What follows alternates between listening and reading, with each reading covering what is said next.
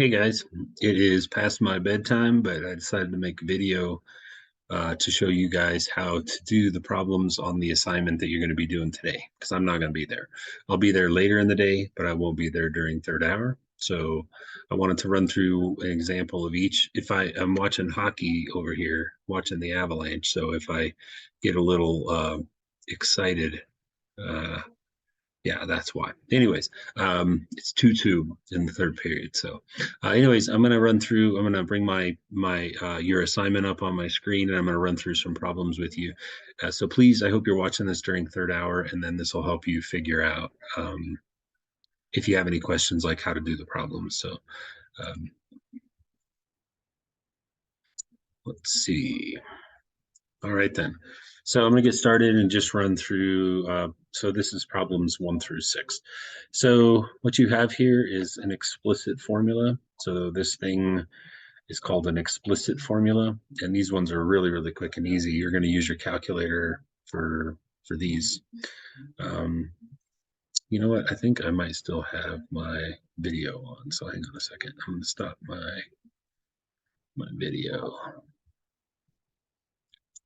Yeah,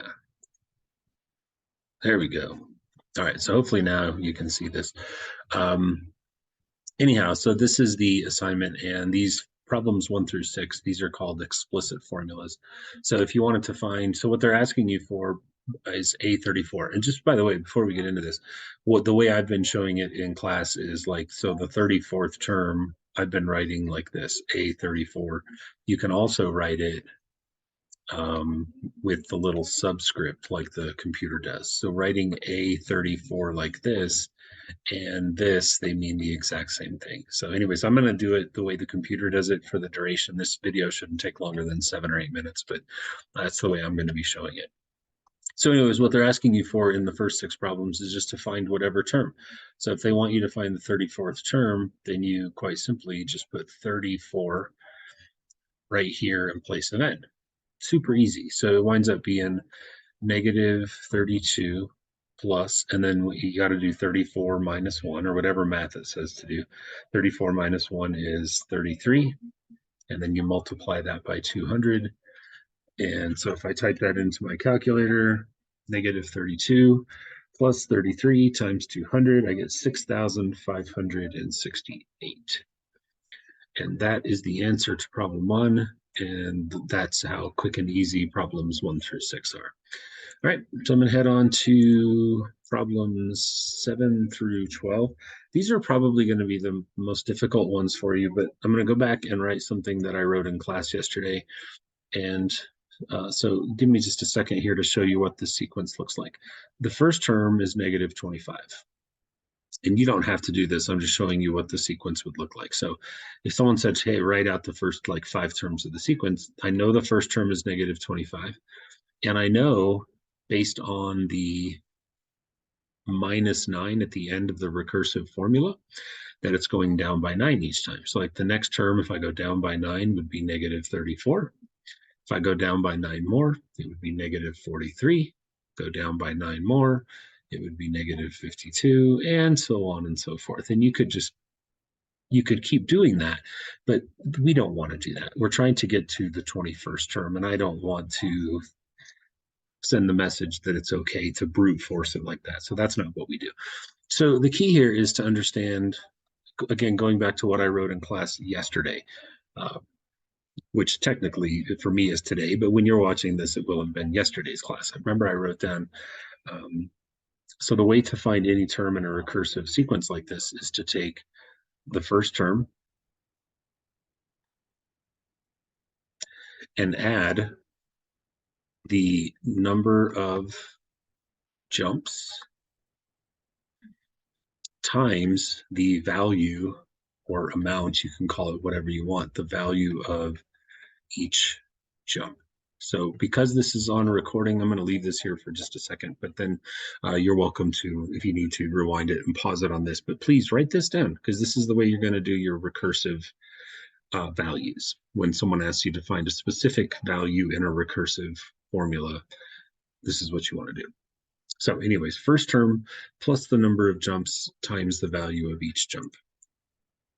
So here we go. So these ones actually, once you know the little formula, they're not bad at all. So the first term is negative 25. And again, that is right here.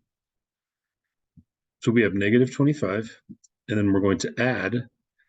So the number of jumps, if you want to get to the 21st term, it takes 20 jumps to get there. And the value of each jump up here, you see, is negative 9.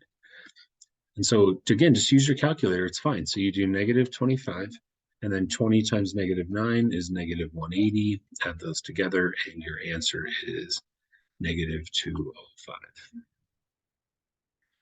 That's it. So I hope you feel like you can do 7 through 12. I don't think those are very bad at all. Next up, we have problems 13 through 18, and these are the ones where we have to write an explicit formula.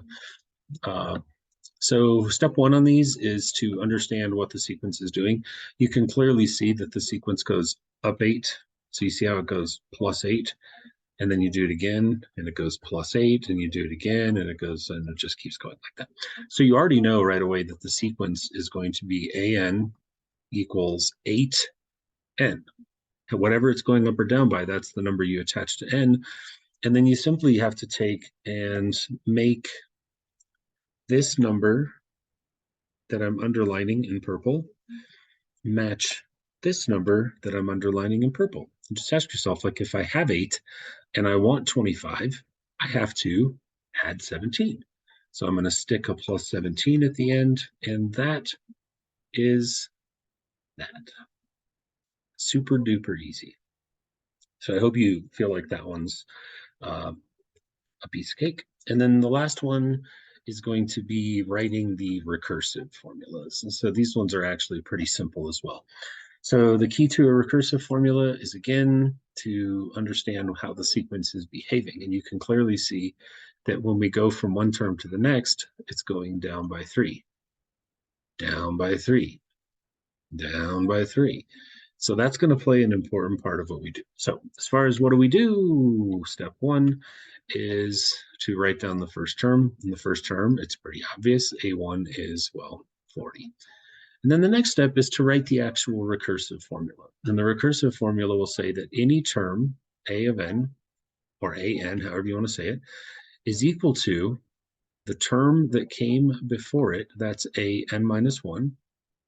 And then all you simply have to do is attach at the end what the behavior of the sequence is. And since it's going down by 3 every time, we simply put a minus 3 at the back, and that is it. So that is a recursive formula. And again, the key to the recursive formula, you got to check 2 things. Did I do 2 things? Yeah, I told what the first term was, and then I said that each term is the previous term minus 3. And that's confusing at first, but once you understand what the language is and what I'm trying to say and what the math gods are trying to say, you realize it's actually not difficult at all. So that's that. Let's see. So let me see if I can. Well, I don't know how to get my screen back up, but I'll be back later in the building today. I'll be back around lunchtime. So if you guys need me for anything, come and get me later on, or you're welcome to stay after school. Otherwise, I will see you on Wednesday. And make sure you have your Khan Academy done up through the first quiz, and also get this worksheet done as well. So again, if you guys have questions, come catch me later in the day. Have a good day. Get your cell phones put away and be good. Bye.